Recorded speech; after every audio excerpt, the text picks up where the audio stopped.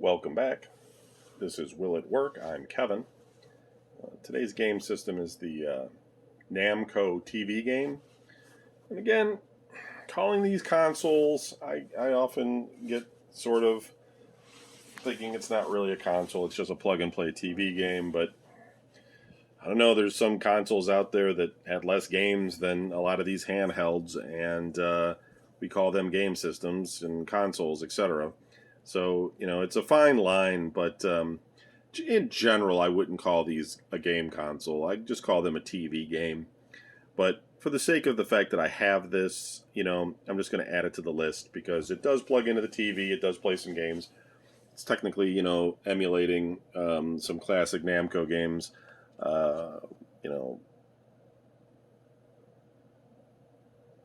Is it Yar's Revenge? I was just staring at that for a minute. Pac-Man, Dig Dug, etc. So this one I'm going to show you because this one's open. Somebody gave this to me. And let's get some batteries in it. Let's connect it up and let's see what kind of games we have on there, and I'll tell you how good they play. Okay, so here we've got the selection of 5 games, 2003. We've got the Pac-Man, Galaxian, Rally X, Dig Dug, and Bosconian. That's like Yar's Revenge. That's just like that graphic. Let's see. Yep, I just want to make sure there's nothing else hidden on here. It is kind of a shame that with these old systems like this, that they don't put more games on them. They've started to do that a lot with the Atari ones, and some of the more like Nintendo and stuff. They put a bunch of games on there, and PlayStation, etc. But when you're doing something branded like this, like with Namco, you can put a whole bunch of Namco games on here because these things are so tiny memory-wise that they got to fit a whole bunch of stuff onto one unit. It's just an interesting, they're just trying to sell you more of these things. Although when these first came out, they were really inexpensive. I think they were, for some reason, I think they were like $10, but I'm sure it was more than $10. But it wasn't over $20 for sure for one of these things. And they continue to release different ones, and they had a kind of a burst of them where they sold a whole bunch of different kinds that were all like with new games and things, but they were like new crappy games. And I've got some of those, and we'll look at them. But that's kind of slowed down now, and they're not doing it as much. But every so often, they'll come out with some new plug-and-play games like this, or old ones that they just configured into a different controller, etc. So let's quickly take a look at these and see how well they look and play. I won't play them very long. So let's look at Pac-Man. Yeah, so that's an arcade, perfect version of Pac-Man, except it's not, I don't know why, but I distinctly remember Pac-Man being a bit more widescreen, but I think that might be because the computer game version of it was widescreen, and maybe that was something that you would find in like a cabinet type of thing. The weird thing about Pac-Man too was the fact that I was always a little bit dumbfounded because there were obviously Namco's Pac-Man, which I'm playing here, but it was also licensed to, I believe, Midway, and it may have even been licensed to Atari, and so it would not be unusual to find arcade machines, one after another with the different branding, but you wouldn't. There'd be no difference in terms of gameplay.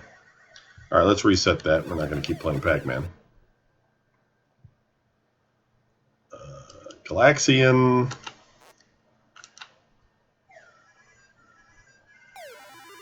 Yeah, if you're a young person and you didn't see these things in the arcade at the time, gameplay-wise, they didn't play that different. But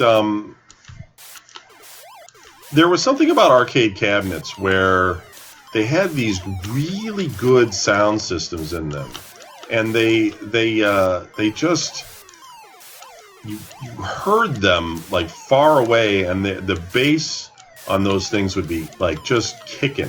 Like arcades were just a loud place to be in general. There were so many games, and you know they would play them loud on purpose because they were trying to attract business, you know, and it worked for the most part, like, you know, but you would get, as a kid, you know, you would get excited, and you would kind of remember the sound of those cabinets being so loud. And so when you hear it kind of coming out of a TV or whatever, it doesn't have the same thing. Now, Rally X, I don't think I ever played this, or maybe I did.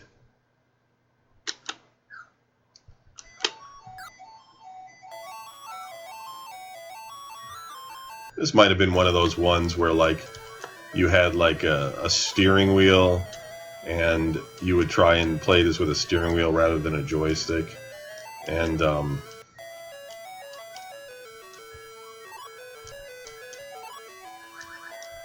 yeah, this is kind of like a weird version of Pac-Man in a way, right?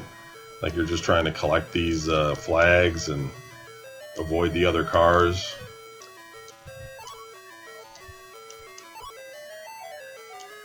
Let's see if I can clear the board. And it might be like a little bit more interesting if it was like, you know, with a steering wheel rather than a joystick.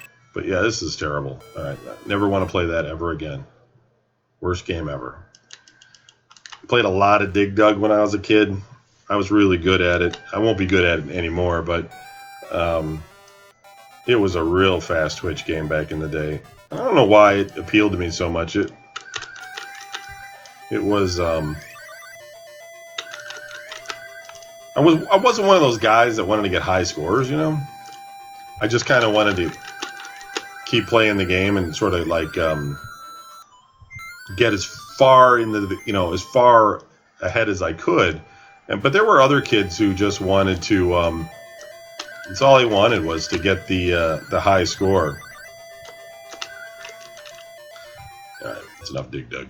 And I wasn't one of those guys. I watched these two kids once when I was at the recreation center as a kid, and they sat there. They were playing Karate Champ, and they must have been two brothers, and the one brother would, you know, let the other brother beat him, and over again they would put quarters in, and they would just let the one player beat him until they had the high score, and then when they finally had achieved it, they stood in front of the game with their arms crossed, like they were proud of the score they had. It was the weirdest freaking thing, because I can see like one kid doing that kind of thing. You know what I mean? Like, but when you get both kids to do it, like you would think like one brother would tell the other brother, like, this is stupid. Like, why are you doing this? You're dumb. You know, because that's just how brothers are. But these two kids, man, they just were like, yeah, we're going to get the high score in the cheapest way possible. We're just going to pay for it, you know, and then we're going to be proud that we got the high score in the game or something. It was the most deranged thing. I want to get this last blue thing. And see if it like takes me to another level, or what is this? I've never played this before. This is not my favorite game. Wow. Is this in the arcade? I never played it. Sometimes I wonder, like, in terms of, like, arcade games, were they, like, regional? Like, was it, like, one of those things where if you lived in, like, on the West Coast, you got to see different arcade games than the people on the East Coast because, you know, different people were buying them and shipping them and, you know, competitive, and it depended on what distributor you had in your town, and you know, who was ordering the games and what arcades were purchasing and bringing in, you know. I mean, the really popular ones that make money you would see everywhere, but like a lot of these other like one-offs, you know, were they ever like, you know, in your town? You know, I mean, if you lived in New York or Los Angeles or something, you know, you probably got to see everything. But I doubt it. I mean, there were so many, and there were probably a lot of arcade games, especially in places where there were test markets for you know, some of these arcade companies, and you may have been playing something that was a beta or an early edition, and nobody else ever got to play it. It's just kind of how it was. Anyway, enough retro musings from me. This is the Namco TV game, and it still works. It's a keeper. It'll probably last forever. It's just one of those things. Yep. On to the next one. Thanks for watching. Take it easy.